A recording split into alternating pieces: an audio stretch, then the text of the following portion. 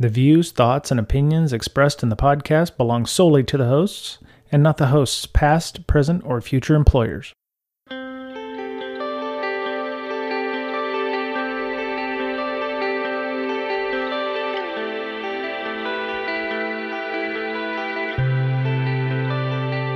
Hello, everybody. This is Brian for Breaking Down Security. This week is part 2 of our discussion with Doug and Eric from the K-12-6 organization. They're a threat information sharing community for education institutions here in the United States, mostly dealing with elementary and secondary education. So for those of you who are outside the U.S., that would be grades from kindergarten or preschool up to high school, or what we consider secondary school, up to 12th grade. If you there's, as we talked about last week, there's a lot of problems there. There's, technological issues, there's contractual issues, there's, it's an area rife with legacy technology.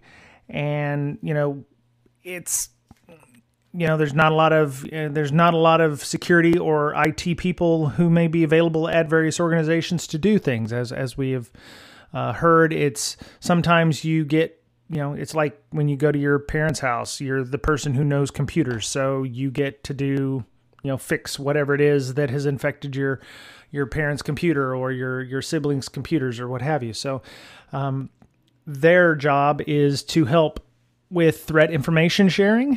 If there's information that's come out about ransomware, which is fairly prevalent to education institutions, making sure that, there's guidelines that they can help people with. There's virtual CISO services. So, we're going to spend some more time with Doug and Eric this week talking about their role and how they help organizations do those things. We ended last week talking about some of the affiliates and vendors.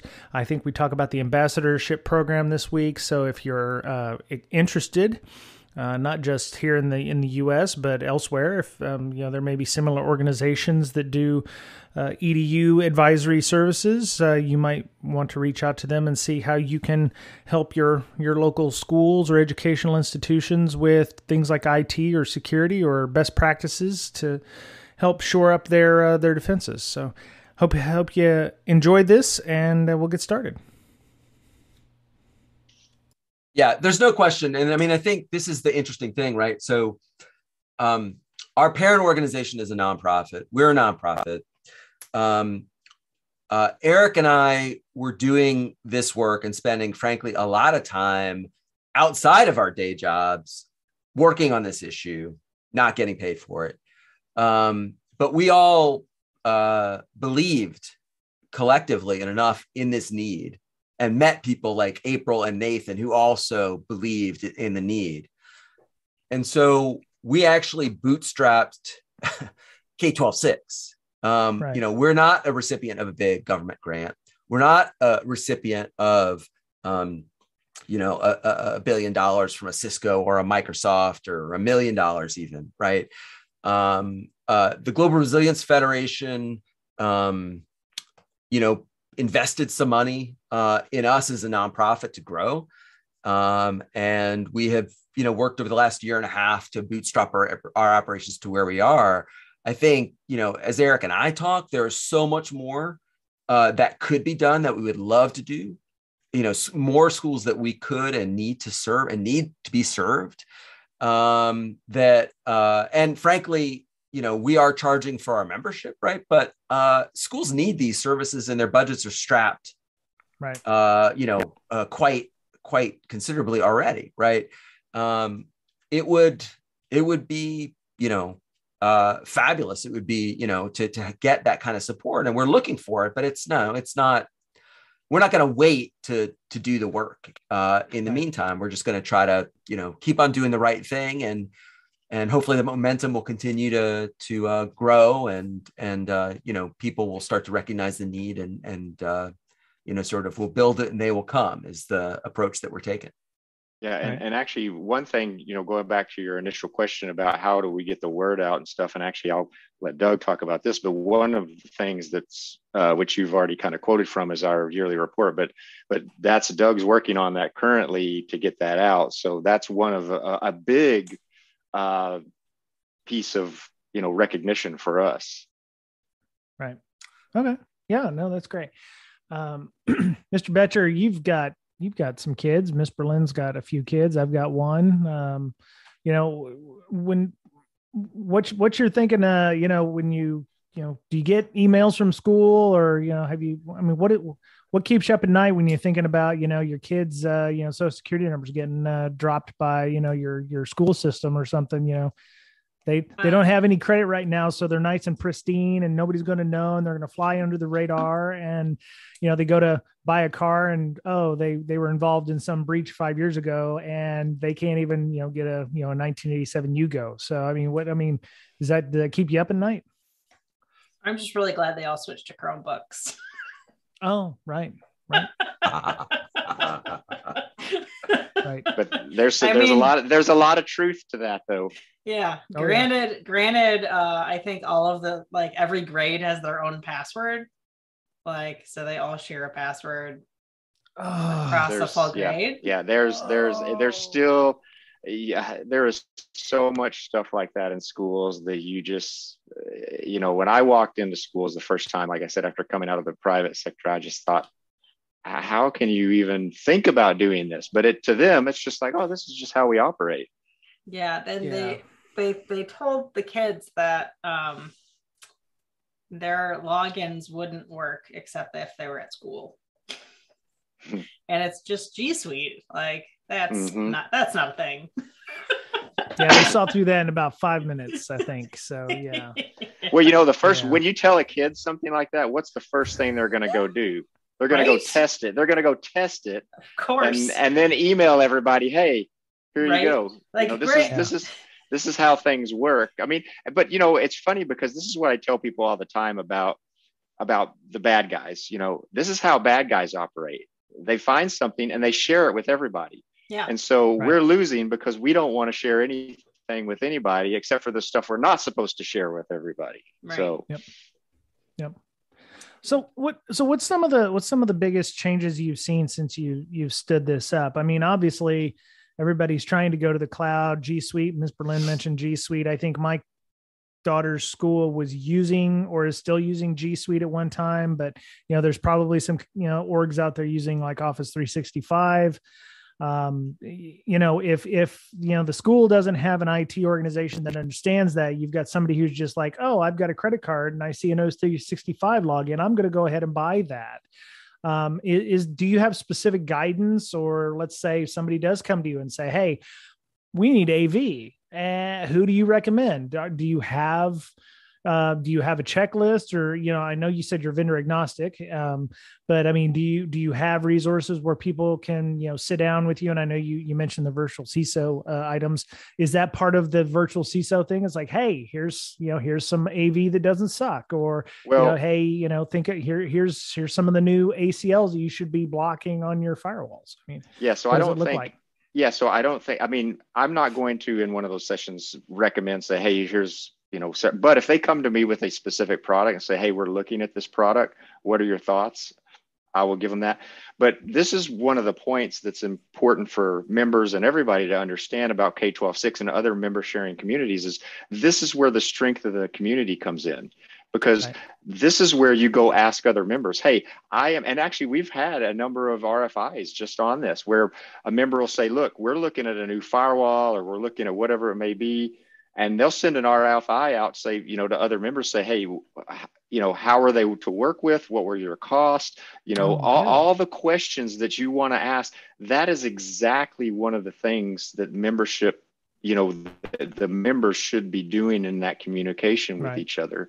Now, at the same time, there are products that if there's certain products, honestly, like if a school at a certain level came to me and said, hey, we're thinking about spending money on this product, and doing this, I would flat out tell them no, because they're not at the maturity level they need to. Like if one of these schools that, came and said, hey, we're going to implement, and like Doug mentioned earlier, there's all these companies out there selling products that'll basically, we'll do everything. Your environment will be secure. You never have to worry about anything. There's going to be times when we're going to say, look, you may not want to do that, because, and this is how I try to direct anybody that I talk to, schools or anyone, is so many organizations, and this is schools and private, they take a product and try to jam it into their organization. That's the wrong way to do things. Go out and determine what your needs are, and then pick products based on those needs. And so that's what I try to get. When I have discussions with schools that are saying, hey, what do you think about this product? We want to implement this. I say, slow down. What are you trying to accomplish? Right. Yeah, I was trying to, one of the things I wanted to look up, and I found a number that is scary, is all hell. According to edweek.org, as of 2017, 2018, there are 130,930 public, private K-12 schools in the U.S., just in the U.S. You said that before we started that 85 to 89% of those, assuming 130,000, I don't know if you have better numbers. This is what I've seen from EdWeek, but 85 to 89% of those are underneath 25,000 students. So roughly 2,500 students. 25. Oh, I'm sorry. 20. Yeah, that makes a huge difference. 25,000 versus order of magnitude. I think my high school had about 150 students in it. So we had about 3,000 people in the whole town. So, how many? Your numbers are correct. I mean, so with public school districts, there's 30-something thousand school districts in the United States. And then, and add that to the private schools. And so that number's pretty, a good approximation. Yeah. And it gets pretty wonky, because you start, charter schools are considered their own school districts, and it's and some states, a school district is the county. So a state like Florida or Maryland, but then you go to a state like Oklahoma, and you have multiple school districts in the same zip code. No regional education agencies. Everybody's independent on their own, small districts. State of Illinois, Chicago Public Schools has like 70% or 80% of the kids in the state go to Chicago Public Schools. There's 1,200 other school districts in the state of Illinois serving the other 20%. Damn. Right. So it's states are different state to state and how they do it, but lots of small districts. Charters tend to be small, privates tend to be small. Right. And does this, I don't know if these numbers also include like First Nations, sovereign, reservation type schools and stuff as well. Or the territories, or even Department of Defense schools or Bureau of Ed, Indian Ed schools. I'm not sure. Right. Yeah. There's all these niches in the sector for sure. Yeah. And that's one thing. A lot of the numbers you see are traditionally around public schools, the traditional public schools. And so it's hard to get that true number when you start lumping in everything else. Right. That makes sense. It's definitely complicated. And it does seem like that there's a missing opportunity from corporate people. And I'm not just using Microsoft or Google or whatever, but there's a lot of organizations out there that probably should be partnering with y'all to make sure that, this is being done in a safe way. But it's the sectors. It's difficult sometimes for companies to wrap their heads around the sector. The sales cycle can be really long. The margins are absolutely not the same as in other sectors. There's a challenge also of how to count sort of users or seats in a selling to a school, because students and teachers are fundamentally treated differently in school systems, right? And if you're selling, there's some solutions where only the teachers will use, but they'll try to sell it counting the students also as users, and the prices just don't work out well. I mean, the good news is for those companies that really understand the market and are willing to customize their tools to the market. I think the education sector can be very loyal to the people that work with them and for them well. But I think there's a lot of people who just get frustrated because they just see it's easier to sell into other markets.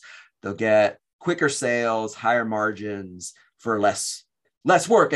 And the education market is highly decentralized, right? I mean, you really, by and large, you don't go to a state and the state buys for everybody. That's what everybody's dream is. That's not how it works. You can't go to the U.S. Department of Education and sell something and then every school district will use it. Does not work that way. In fact, in many areas, if one local school district buys a product, the next door neighbors won't buy it just because, right? I mean, it's highly independent decision-making, idiosyncratic. So, our culture works against being helped sometimes in this way, particularly when like with technology, we can think about interesting ways to scale the solution pretty easily, but it's like the politics and the people that make it challenging.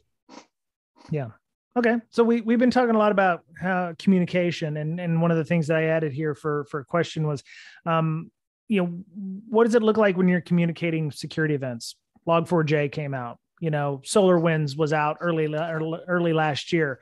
A lot of these, maybe not SolarWinds so much, but Log4j, everybody's using Java, because that's what their trash software runs on, for learning management systems. How do you communicate major issues like that? And do these organizations take you seriously? Are some of them treating you like the only lifeline, or is it like, oh, okay, yeah, we'll get to it when we can, or, we're just, everything's burning down around them? What does it look like for something like a Log4j?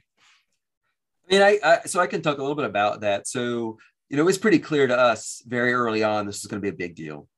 And so we held, we pushed out some alerts to our members, and we're actually very attentive to the signal to noise ratio. So for those who participate in other ISACs, it can feel like a fire hose. Like you're getting emails about alerts all the time. And then if you go looking for them, online as well, I mean, you're just overwhelmed by how much, the world is burning and falling down. But it becomes so much that people get desensitized. But this is one of the cases where we pushed out an alert proactively to our members. And so we actually probably communicate like just sort of broad alerts to our members less frequently to our members than maybe some other ISACs. We send out digests and things that are K-12 specific to them. And we have, now a couple of times a month, we'll have briefings with them where we'll just walk them through what they need to know specifically. But for Log4j, pushed something out, held a couple of special meetings with our members about it, and the need that we identified, because there was a lot of great work that was being done in the security community to crowdsource information about Log4j vulnerability. CISA leaned in really heavily. And so we were, relying on information from them and making sure our members understood it. But what we did with our members is we actually crowdsourced the Log4j status of a lot of education specific software that's never going to show up in those like broad crowdsourced lists of enterprise software. Because education uses, there's hundreds of small niche mom and pop apps, right? And, some of the education companies were really good about it. They put out within a couple of days, we're affected, we're not affected, we've patched, do the patch. The ones that were complicated were we're not running a version of Log4j that was affected. Well, that actually is not a great, that's not as good a news as you think that it is, because that means you're running an older version of Log4j, which has our Log4j is so old that we didn't have to patch it because the bug wasn't introduced until after the patch that we're running. Right. So, and then of course it was patch 215, then 216, then 217, 217.1, right? So, we had to keep, sort of staying on top of this with our members around that. But ultimately, our goal was that so that every school district that was leaning in on this didn't have to hound all of their vendors, right? If we sort of crowdsource that together, they could rely on our list, which we then vetted ourselves to make sure that it was accurate. So it was a big help for folks. But I mean, it's did every school district do everything that they needed to do? Probably not. Did every vendor? Probably not. But we helped a lot of people. Right. And I think with a resource that they wouldn't have been able to do, doing work that they wouldn't have been able to do on their own. Right. Yeah, there's strength in numbers. So if you could, we have 500 school systems using your software that we know of. You need to fix your stuff because you represent a huge risk by not patching it, and that'll help. And I should say there's another service that we've provided and we do provide for our members, which is when there is a vendor that maybe has a security has had a security incident or has a vulnerability in their software, and the school has not been able to get the attention of the company to fix it. Right. We have stepped in and been that intermediary for the schools. It provides a couple of benefits. One is because of our connections and where we're sort of reaching out from, we're usually able to get to somebody there. So actually, this one company that I'm thinking of, I actually went through a board member that I connected to through LinkedIn to get to them. Right. I'll spend the time. We'll do the work to get in there. But we've also had instances where school districts have stepped forward to report a vulnerability, and the company turns around and complains to the bosses of the people who brought up the vulnerability. There's a power dynamic that gets all crisscrossed, and dynamics get weird. But you know what? Doesn't matter to us. We can kind of shield districts from some of that, because in reporting the vulnerability, honestly, it doesn't matter how we learned about it. As long as we can verify that it's a vulnerability, like we want to make sure that they're informed and then they fix it. Right. And, so that's also something that we do on behalf of our members. And we've been responsible for fixing software that's run, in thousands of schools as a result, which is really nice. And, it's some stuff we do behind the scenes, right? So it's not, we're not crowing about it. We're just trying to do the day-to-day work to get stuff done and uplift the cybersecurity of the sector as a whole. Yeah. Right. And along those same lines with the vendors, I mentioned earlier that a lot of those vendors that are specific to schools aren't in much better shape than schools are themselves. Well, that's another area we've discussed and said, well, look, our essential protections would be perfect for if you are a vendor and you don't know what to do with securing your environment. Hey, take our essential protections and start there. If you're doing that, a school can, when they reach out to you and go, well, what are you doing for security? They can go, oh, well, look, we've at least implemented these, essential protections that K-12-6 recommends. So they've got some baseline. So that's another area of that advocacy piece that we really want to, try to focus on with vendors is getting them up to the same level that they need to be as along with schools. Yeah, that's awesome. Yeah, I was looking through some of these protective measures. A lot of them are ironically stuff that corporate environments should also and that's not. And that's the thing about those. There's nothing new. I mean, when we set out on this, we said, look, we're not going to recreate the wheel. They're nothing new. And if you look on that, they're all mapped back to CSF and CIS controls. So, but to your point, that's exactly it. These are things that really everybody should be doing, and but they're very basic. Right. Limiting exposed services, blocking malicious documents, campaign against email scams, filtering out malware, restricting administrative access, no local admin on a box. You shouldn't have local admin on a box. Endpoint protections, protecting user logins, improving password management, online class invasions. That's happened a couple of times actually to my daughter's school, where somebody shared a Zoom password and they shouldn't have, and they got Zoom bombed. So that one's a little rough, but backing up critical systems. I think there's a lot of companies that still don't do that one correctly. So, yeah, and managing sensitive data. Those are all great, things that you should be looking at. If, there's a link in our show notes. If are a company and you're wondering about things yourself there, take that for your own company and, do the assessment and, look at some of these controls and see if there's something you're lacking your own self, in your own organization. So, and there's actually a state organization that I was talking to because they deal with K-12. And when I spoke with them and showed these protections to them, that was their exact thing is, well, can we take these and share them with our other state institutions and state, and I said, of course, that's what they're there for. Share them with everybody, because this will help, small businesses are in the same boat. So, yeah. What's really interesting, I think, too, is the degree to which the insurance companies, the ones that offer cyber liability, are driving change right now in the K-12 sector. Because I think, as everybody knows, they have evaluated cyber risks very poorly. They've been losing money hand over fist. Every sector, but including in K-12. And I think to some degree, schools have been, so at least leadership has been pretty laissez-faire, because they're like, if something goes wrong, that's what we have insurance for. And, of course, my point is I still wear a seatbelt and drive on the right side of the road, and I have auto insurance and health insurance. And frankly, I'd rather not use it, because then I'm already in a world of hurt. I'm glad I have it. You should probably have insurance yourself, but it's not a substitute for protecting yourself. But nonetheless, that's what districts have done. But now, between two things have happened. One is obviously the rates have gone up incredibly, not just 10 or 20%, but we're like 100, 200, 300% if you can get it. And so most schools across the country are on a July 1 fiscal year, most.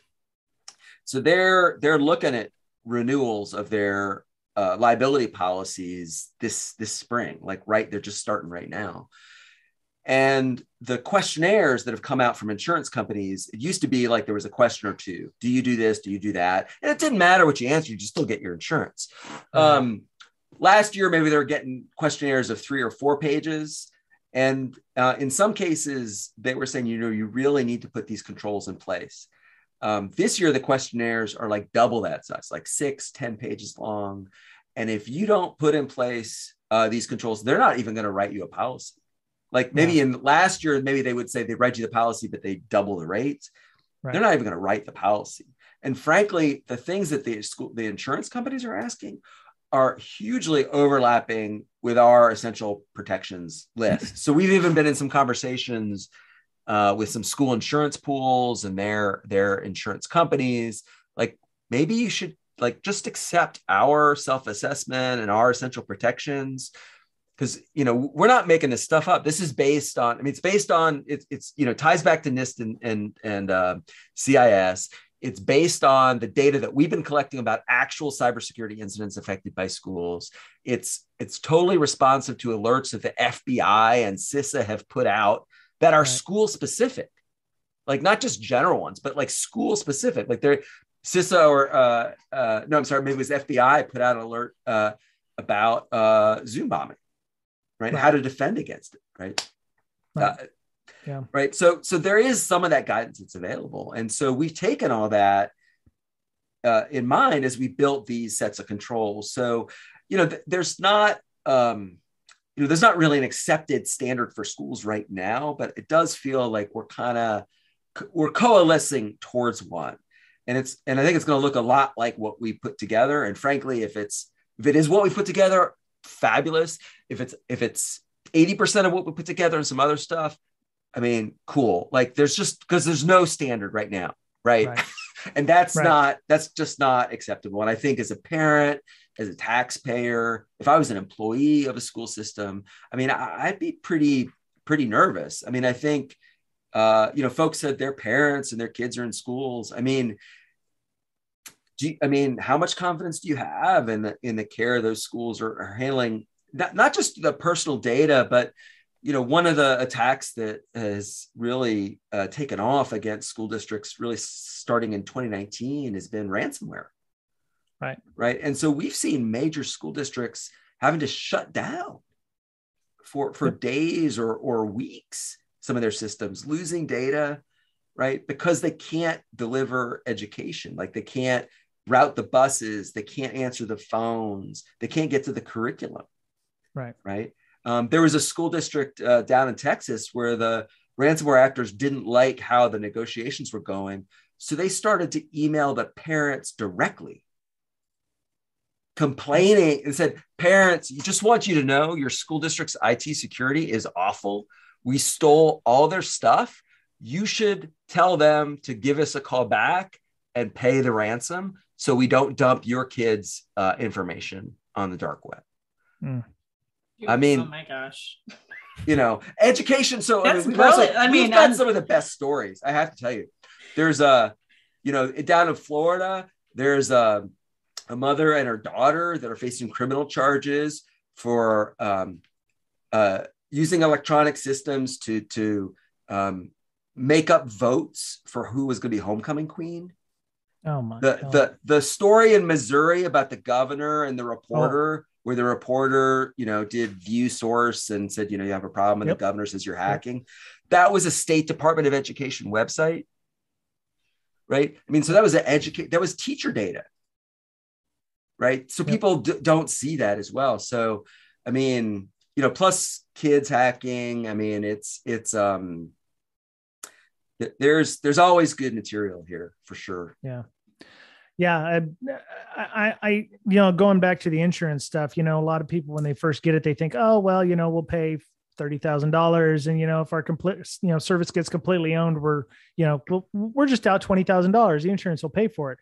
But yeah, like you said, they're starting to do due diligence type measures. If you're not, if you keep trying to, poke that hornet's nest with a stick and you get hit, you poked the hornet's nest, you didn't do what was necessary to secure your own system. So we're not going to pay that. So you're transferring the risk to something that isn't necessarily 100% transferred. Well, and the problem with a lot of the insurance too, that especially schools look at, is they have a rider on their policy. It's not a true cyber policy. And that's the other thing, is in a lot of those policies, it may not even pay. It might pay they might say, hey, we'll pay the ransom, but guess what? Who's going to pay to have all your systems restored, to have an IR and forensics company come in and do all that work?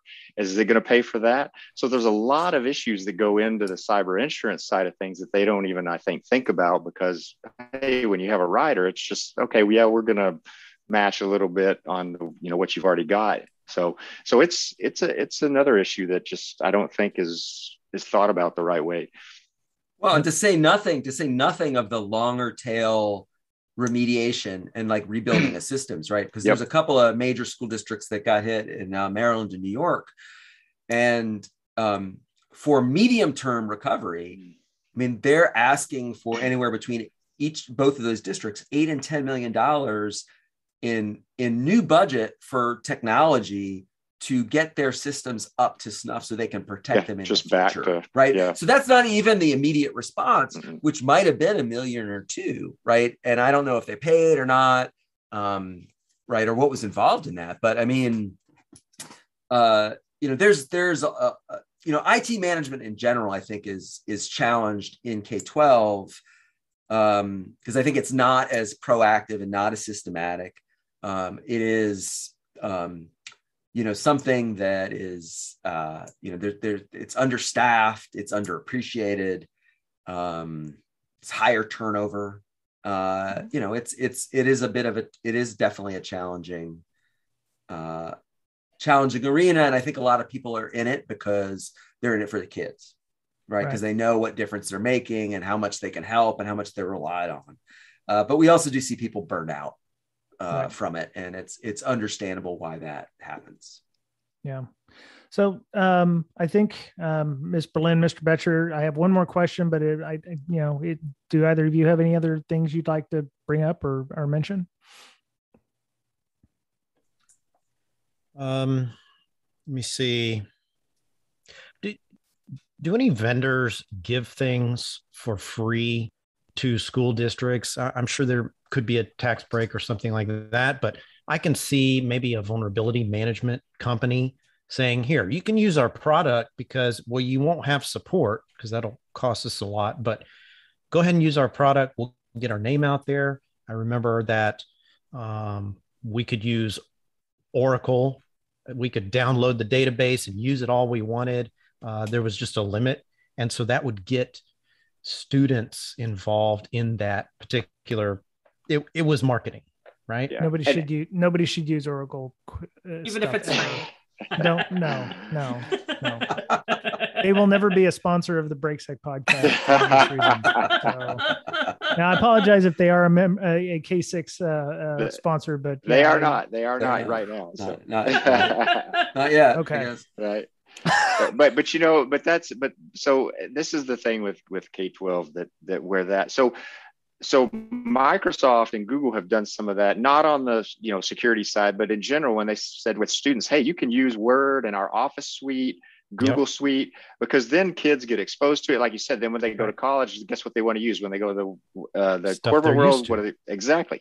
So that's a great, and we've talked about that, and that's been kind of, I have this long-term pipe dream of what I'd love to see, K-12-6 turn into with stuff like that. But the problem is, as you mentioned, the support. It's like open source with schools. There's a lot of great tools out there, but they don't have the resources to implement it, management, update it, all that kind of stuff. So that's where that kind of falls. I mean, for larger organizations, that might be a good solution. But it's just one of those that I think the problem with schools is they would probably jump on some of that stuff. And this happens with products they buy. They'll jump on and be like, oh, this is great. They'll pay all this money. They'll get it implemented. And guess what? They don't have anybody to manage it, to run it, to do anything with it. So it sits there. And then they just spend all this time to do it. So that's the only thing that would be. I would love to see some companies step forward, like I mentioned earlier, and say, hey, look, we've got a product and we'd love for schools to be able to use it and train kids on it so that when they get out of the real world, they've got experience and they can step right into certain roles. And that would be awesome. Like I said, that is actually part of my big pipe dream, spiel of K-12-6, but it's just, there's a long way to go before I think we can get to that. Right. Okay. All right. I think we're over time here a little bit, but that's fine. So people listening to the podcast, hey, I'd love to help. Are there any opportunities for people like myself or others to come and help out with some of this, maybe to, speak or, come in and, assist, organizations. I have a company, I'm a consultancy of 50 people, and I want to come and help out because one, I like making money, and there's $1 billion industry here that sounds like it's untapped for business. I mean, what's the ways to, how would I engage with your organization if that's something I wanted to do? Well, I'll give one and then I'll let Doug jump in. So one of the things that we just recently started, because we had people asking just those questions, is an ambassador program where we are going to say, hey, if you want to be a part of this, they sign an agreement, and then they can go out and on our behalf, go to schools and speak about cybersecurity, about security awareness. They can go to, conferences and set up a table if they want to let people know about K-12-6, go speak at events. And so that's a perfect way that people could get involved if they say, hey, look, I know K-12-6 needs help, but my company doesn't necessarily want to do anything, but I would like to be involved. That's one way they can get involved. Okay. And then otherwise, I mean, for, companies looking for some sort of a bigger engagement, probably reaching out to us at info@k12six.org. And then we just kind of would, field those as we go. Certainly we've got our regular sponsorship program that looks like sponsorship of lots of, trade associations and things like that. But, we're very open to ideas. If people have, if their heart is in the right place, if they see a need, if we see a win-win in that situation to people who really get the market and have a solution that will work. And I want to say, I mean, Eric and I are pretty brutal about that assessment because Eric's laughing here. He's more brutal about it than I am. But, it doesn't help anybody to push a solution on schools that's not going to be successful in that environment. And we do understand what's required to do that. And that's where it's a little bit frustrating, I think, because there are a lot of great tools out there and solutions, but schools just need more support by and large to using them, or they're really just not in a place where they can use them. It's going to need to be some intermediary working on their behalf, whether that's an MSP or somebody else. We'll see. Right. And there's a lot of good tools out there, but there's a lot more snake oil, or people that, are pushing an agenda that won't help them because I'll just drop you a tool. And like you said, nobody's there to manage it. So, they've spent $100,000 on a tool that doesn't do them any good. And, they would have gotten more out of it if it had been another way. Or it's fine for what it protects against, but they oversell, like the variety of threats that schools are facing, I think is something that they're still having to grok, right? Which is they have, it's not just, hacker sitting in, North Korea or Iran or Russia or whatever with the hoodie on targeting schools. But it's all the mass stuff, mass phishing and scanning stuff. It's a lot of insider stuff, right? It's the ones sitting in their own chairs. Yeah. I mean, it's employees who make mistakes. It's kids who are bored. It is their vendors and suppliers, right, who are also not paying attention to this stuff, right? So and occasionally you've got hacktivists who out there who get that schools have a platform, right? And so they're worth, those public facing assets, social media accounts and websites are worth something to them. Right. So it's really the range of threats. So even if their controls are really good for one sort of threat, there's so much that schools are facing that they need to really have a broad program, in place to think about how they're going to mitigate those risks.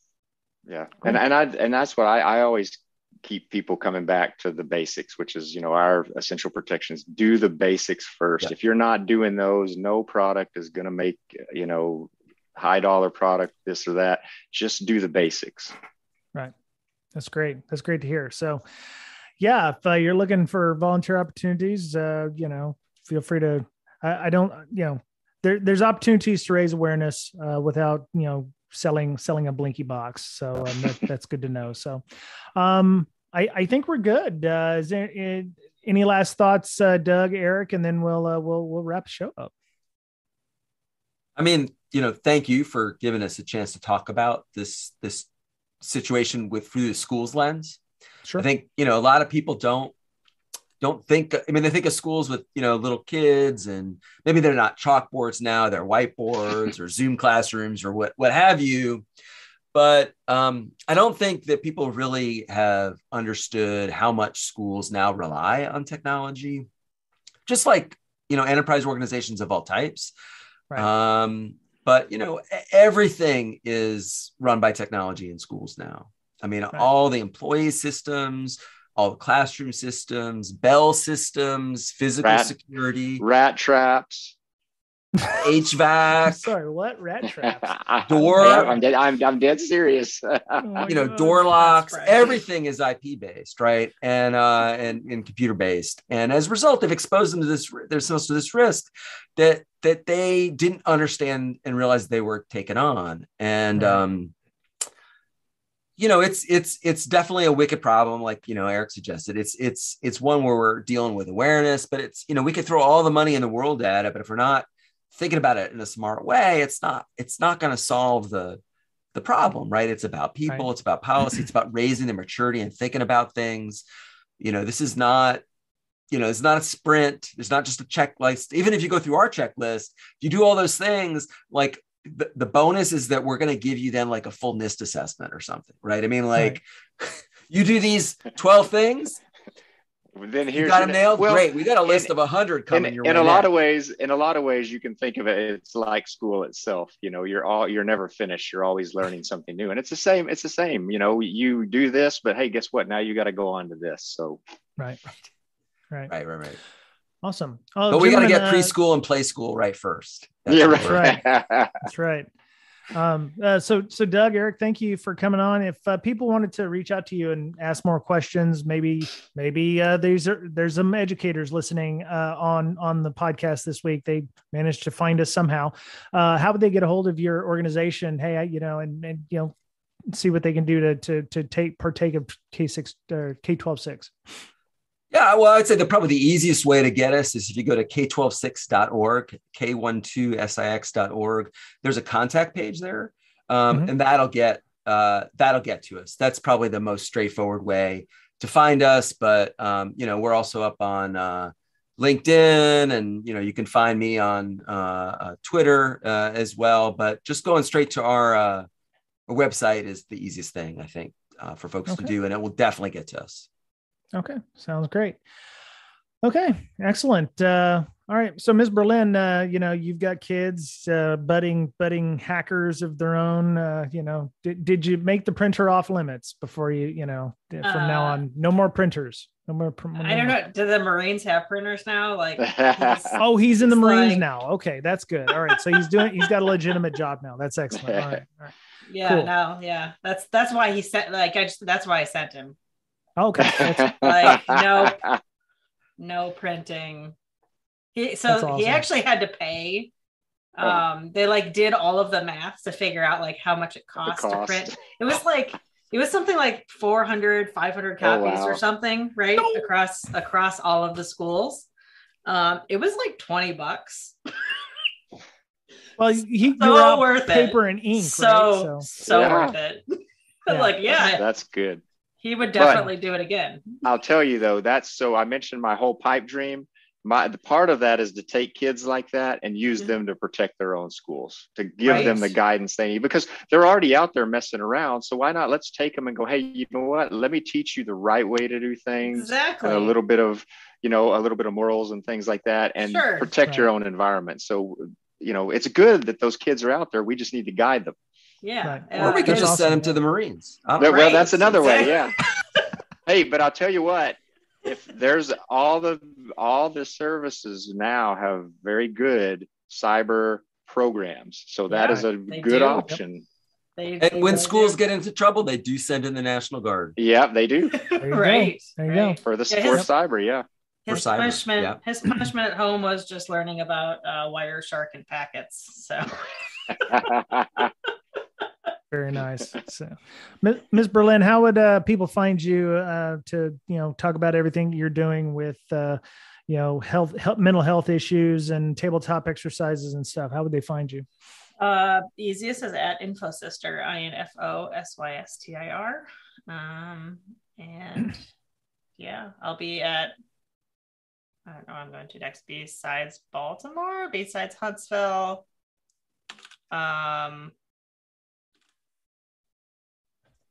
RSA. Okay. All right. Other 5 other ones that I can't remember. Okay.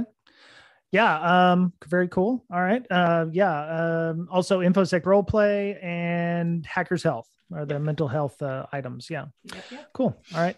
Mr. Betcher, tell us how we can get a hold of you and LogMD.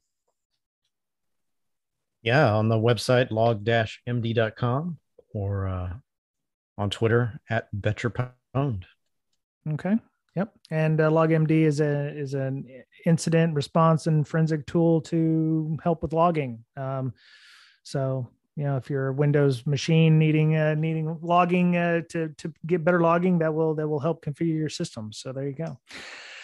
You can find the podcast BreakSec on Twitter at BreakSec, BRAKESEC. I'm on Twitter at Brian Break, BRYANBRAKE. We're part of a larger umbrella organization called the InfoSec Education Foundation.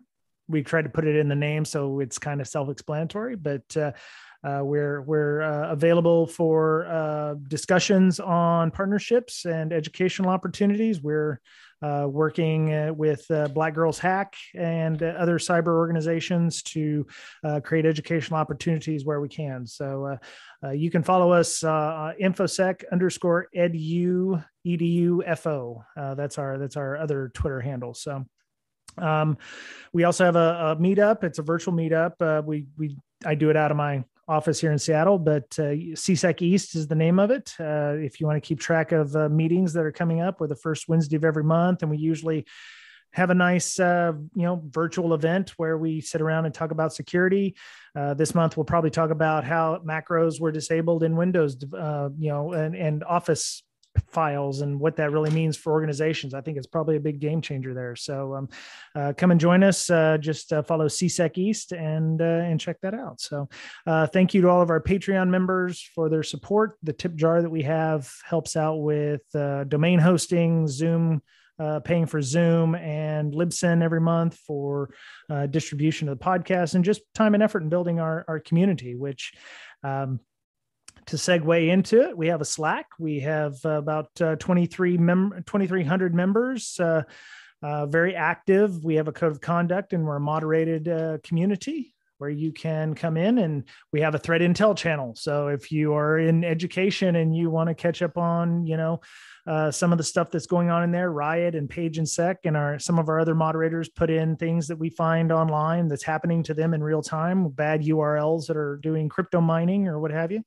I tend to put some stuff in there on Twitter from Twitter feeds that I follow quite a bit.